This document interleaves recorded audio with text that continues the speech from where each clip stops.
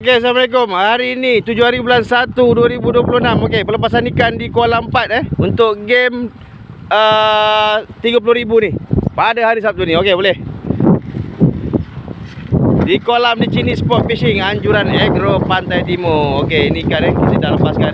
Kita nak buat penambahan ikan untuk game 10 hari bulan 1 2026 di kolam di sini sport fishing. Okay, settle.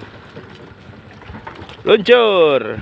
Kolam 4 Okey, hari ni pelepasan ikan di kolam di sini sport fishing anjuran Agro Pantai Timur.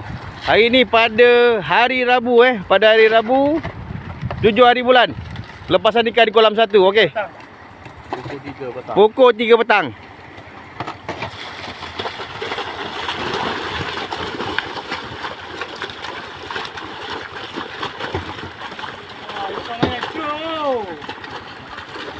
Beratus 25 kilo. Okey. 2 kilo 3. Lagi satu tong. Lagi satu tong.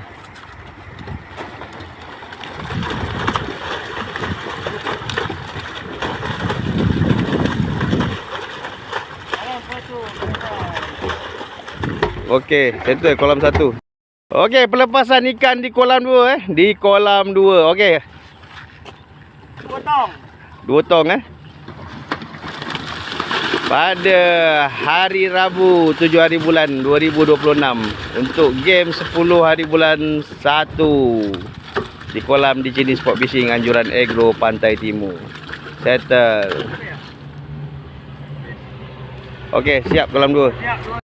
Okey, pelepasan ikan untuk kolam 3 di kolam di sini sport fishing. Boleh? Mantap. 2 tong. 2 tong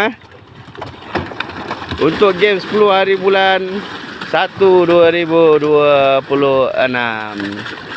Okey, pelepasan di kolam 3